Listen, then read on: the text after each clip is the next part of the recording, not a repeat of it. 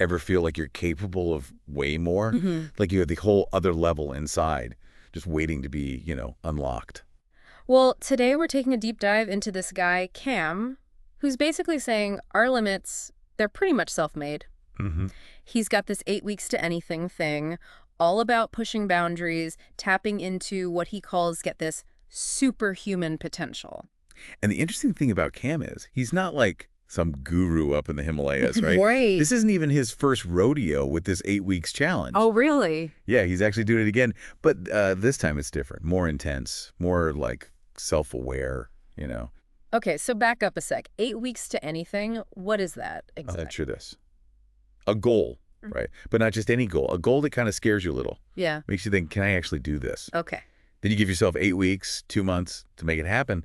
That's Cam's thing in a nutshell. Pushing past your comfort zone, mentally, physically, the whole shebang, to see what you're really made of. So what's he doing this time around? Oh, he's not messing around this time. We're talking adding a 50-pound vest to his daily 5-mile walks Mm. and ditching alcohol completely. Whoa. No kidding. He's going all in. He is.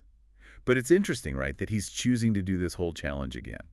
It is. Why do you think that is? I think for Cam, it's not about, like, a quick fix or some magical transformation that sticks forever. It's about constantly evolving, Hmm. testing his own limits, refining the process. Like he's always a work in progress. Exactly. It's like he's saying, this isn't the finish line. It's a lifelong journey. I like that. Yeah. That whole growth mindset thing, but in action. Totally. And he seems really open about it. Like he even talks about making, quote, stupid choices in the past, Oh. but he owns those experiences and uses them, I don't know, as fuel or something. Absolutely. And that's actually a perfect segue into his whole energy philosophy, which is fascinating. Okay, here we go. He believes that we're not just physical beings. We're energy manipulating matter. Okay, I gotta be honest, that one's a little out there for me. Yeah, it sounds a little woo-woo at first, right? A little bit. But think of it this way. Your thoughts, your beliefs, your mindset, they all have an energy, right?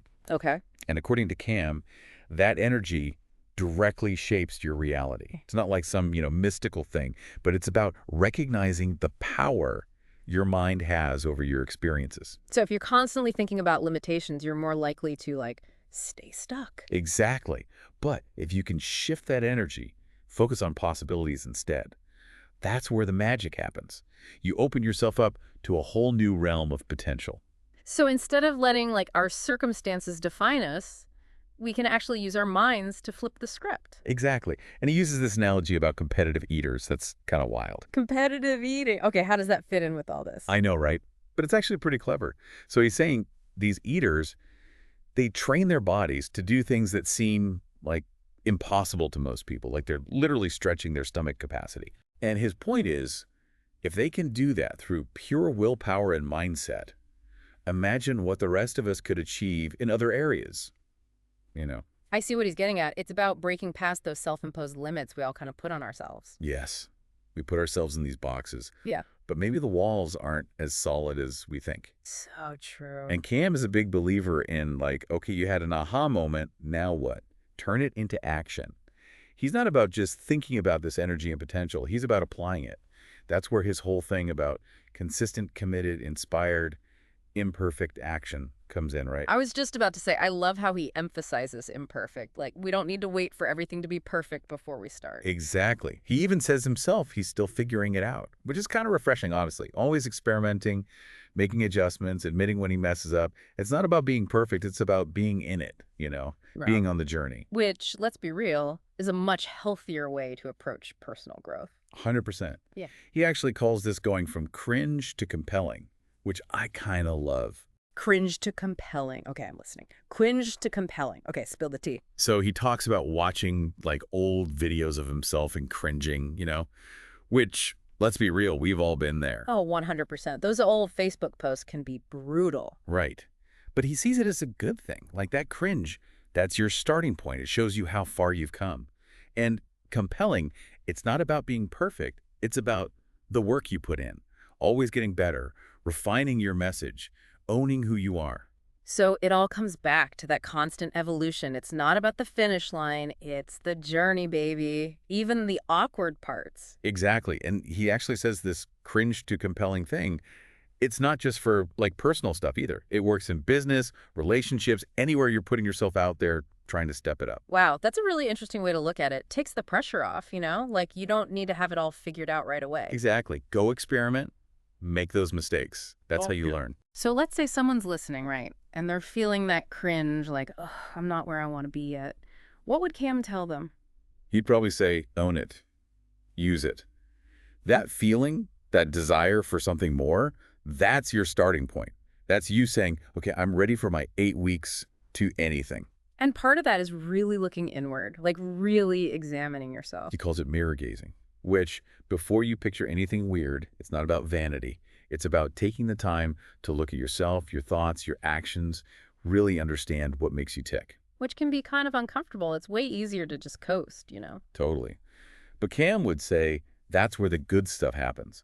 Those uncomfortable moments, that honest look at yourself, that's where you grow. It's about knowing yourself, knowing what's holding you back, and then deciding, nope, I'm rewriting that story. So this isn't just about like physical transformations, it's mental, emotional, the whole package. It's about getting comfortable with not knowing, pushing past those boundaries you set for yourself, embracing the fact that growth, it never ends. I love that. So inspiring. Like you have the power right here, right now to create the life you want. He's walking the walk too. He's always challenging himself, trying new things, and sharing it all, even the messy parts. And I think that's what makes his message so powerful. For sure. Makes you want to grab life by the horns, you know? So, last question. Someone's inspired. They want their own 8 weeks to anything. What's the one thing they should take away from all this? Believe. Believe in yourself, in your potential, that you can achieve anything you set your mind to.